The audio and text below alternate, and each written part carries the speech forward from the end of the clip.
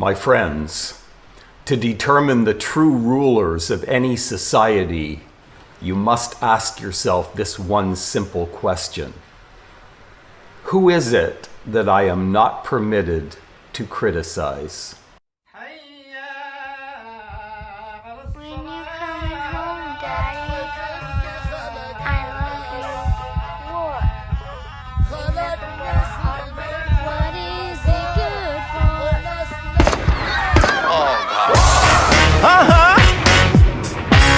What is it good for? What is it good for? Absolutely. Sing it to me. Whoa. Whoa, whoa, whoa, whoa. Biden is quite different than his predecessor, the cantankerous Donald Trump, who didn't cooperate with the powers that be. Trump was somewhat non-compliant. He was somewhat an irritation to the ones that put him in office. I mean, clearly, Trump was put into office kind of auspiciously. The polls back in 2016 had Hillary Clinton winning by an absolute landslide. There was no possible way Trump could ever win. And suddenly, Trump wins and he's the president. Now, why is that? Well, it's actually for the same reason that he now isn't the president.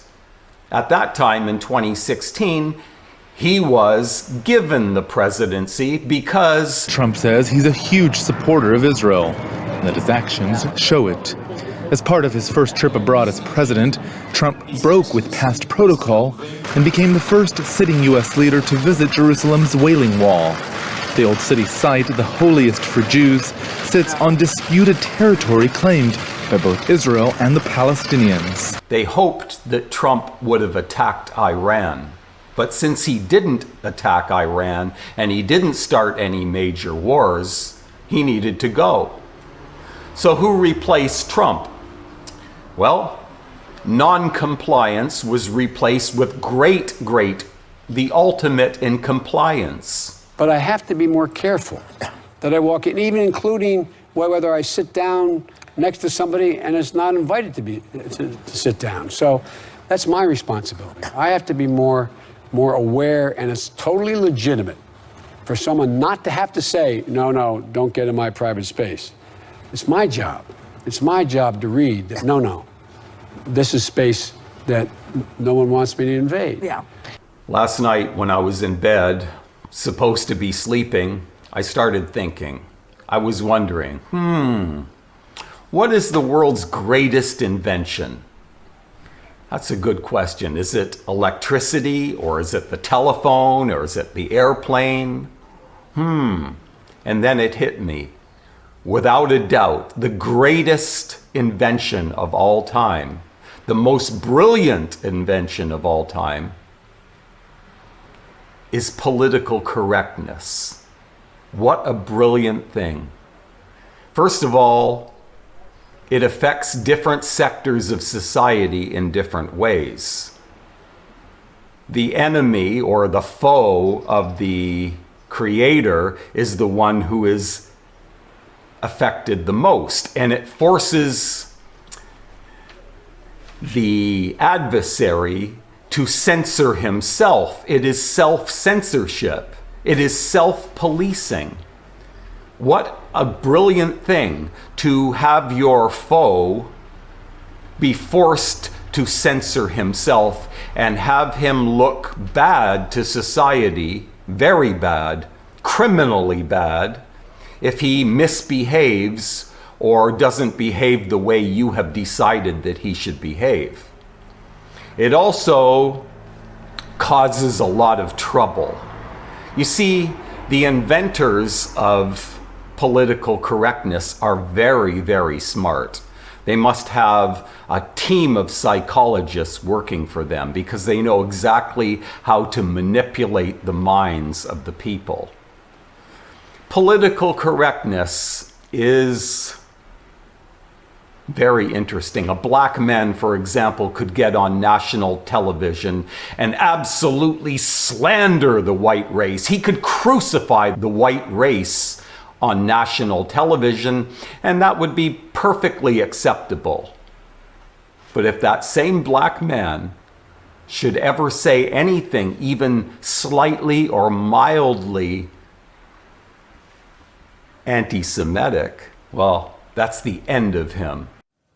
Well, Shep, it's kind of like Wikipedia. Users will be able to write notes on posts to provide context and clarity, and in some cases, debunk misleading information. Now, here's what this new system will look like. A drop-down menu will appear where users can answer why the tweet is misleading. Then they can judge whether the tweet can cause little harm or considerable harm. After that, users can write a note explaining why the tweet is problematic. If I were to tell you that I watched a mouse attack a cat unprovoked, the cat was sleeping, this mouse was scrounging around in the kitchen looking for something to eat, spots the cat, and goes after that cat and starts biting it. A tiny little mouse attacking a big cat unprovoked. I wonder how many of you would believe that. Probably no one. Yet almost everyone believes that the Palestinians attacked the Israelis in an unprovoked attack. Now, why is that? Well, because they're terrorists, you see. They're crazy. They want to die. They want their children to die. They want to watch their children die. They want to watch their parents die. They're crazy. They're terrorists, you see. They flew planes into the World Trade Center, and that's how the World Trade Center imploded to the ground. We've been told a lot of lies, and yet we tend to believe these lies because they are presented to us by the masters of manipulation. But here's what happens. When the international community attacks Israel, they're actually encouraging Hamas to continue these attacks because Hamas says, it's great. We're both killing Israeli civilians and unfortunately, some of ours, and they're happy with their own civilian casualties because it gets the international community to focus their attacks on Israel instead of Hamas. That's wrong. Sure. It's both wrong and unproductive because actually what it does is prolong the conflict and escalate and increase the number of casualties that happen as a result of the But the question is to respond to one other thing before we go, which is your domestic challenges. You are under investigation for bribery, fraud, breach of trust. You've also had some difficulty for failed attempts to put together a government in the last 23 months. This leads to the criticism that your current actions are basically an effort to stay in power. And what's your response to that? That's preposterous. So it is very dangerous for me to make this video because if I say the wrong thing, or if I tell the truth, this video would be deemed as hate speech and it would be removed. And since my channel already has 2 strikes against it, then you'd never see me again. Now, you wouldn't really know why. You would just think, well, maybe I got tired of making videos or whatever. But it would be because I would be blocked. Does this look familiar? I bet it does. It looks familiar, it looks similar, but in actuality, this situation is very different than the George Floyd situation. The big difference is who is doing the killing. You see, in this case, Google, YouTube, Facebook, Instagram, and Twitter are protecting the perpetrators of this crime. And if you would like to know why, then keep watching this video. Israel has the right to defend itself. There is no equivalence between a terrorist group indiscriminately firing rockets at civilians and a country defending its people. Just in case you were ever wondering why Anthony Blinken was so biased in his opinions, you now know the answer. Just in case you wonder why America is so biased, you now know the answer. There are very few white Gentiles that have any type of voice on television, radio, or anywhere else in America. There are exceptions. There are a few select white Gentile males who are afforded a voice on America's national television. But there's a caveat. The prerequisite to qualify for a voice on national television, you have to be stupid. Israel did not engage in an unprovoked attack on civilian areas in Palestinian-controlled territories. That's not what happened, guys. That's not what happened. A bunch of terrorists, and that's what they are, bloodthirsty terrorists, who question Israel's right to exist. What's life like inside the world's biggest prison? To find out, you don't have to commit any crime. You just have to be born in Gaza.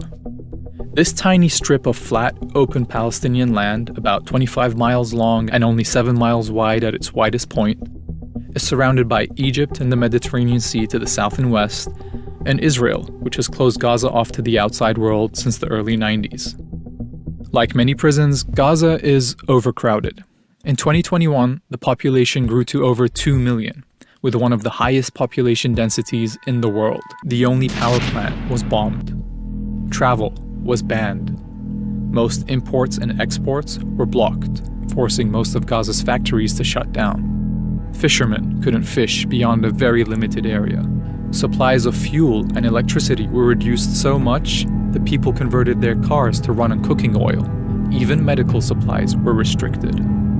The Israeli government decided how much food would be let in by calculating how many calories everyone in Gaza would get.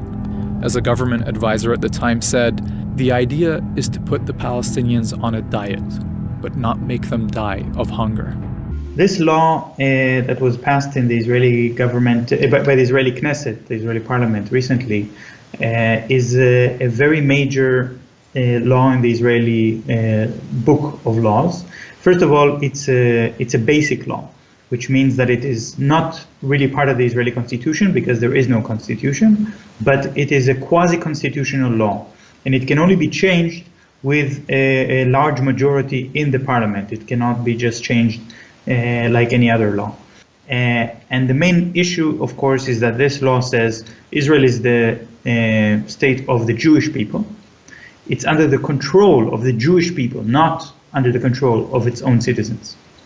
In 2017, the United Nations published a report about apartheid in Israel. And this is a very interesting report because it said apartheid is not just the legal system that the Israeli government is implementing in the occupied territory towards Palestinians who live without any citizenship and without any rights in a system which is very clearly a two-tiered apartheid system, one law for the Israeli colonists, one law for the local population. No, it said apartheid is also inside the borders of Israel. It's also apartheid between different levels of citizenship of Israelis. Jewish Israelis or Palestinian Israelis do not have the same rights. The United States put a lot of pressure on the United Nations, and General Secretary Antonio Guterres decided to censor the report, to erase it and remove it from the website of the United Nations. Many organizations have already downloaded it and put it on other websites. It's very easy to find this report today and read it, and I think it's very recommended to read it. It's very interesting. Because of this issue of the difference between nationality rights and citizen rights, I cannot stress enough how important that difference is, because when I speak about this topic with people who grew up in democratic countries, they don't understand me. They say, what do you mean nationality is citizenship? So this group of Israeli politicians said, no, we want to make it very clear that Israel is Jewish first, democratic second. There is a distinction. There is a hierarchy. And the Jewishness is more important than the democracy. That was a very important reason for promoting the law. But the law was not brought up for a vote in 2011, and not in the last 7 years that passed, because the Israeli government said, we don't really need to make a decision on the issue of democracy versus Judaism. We can leave it ambiguous.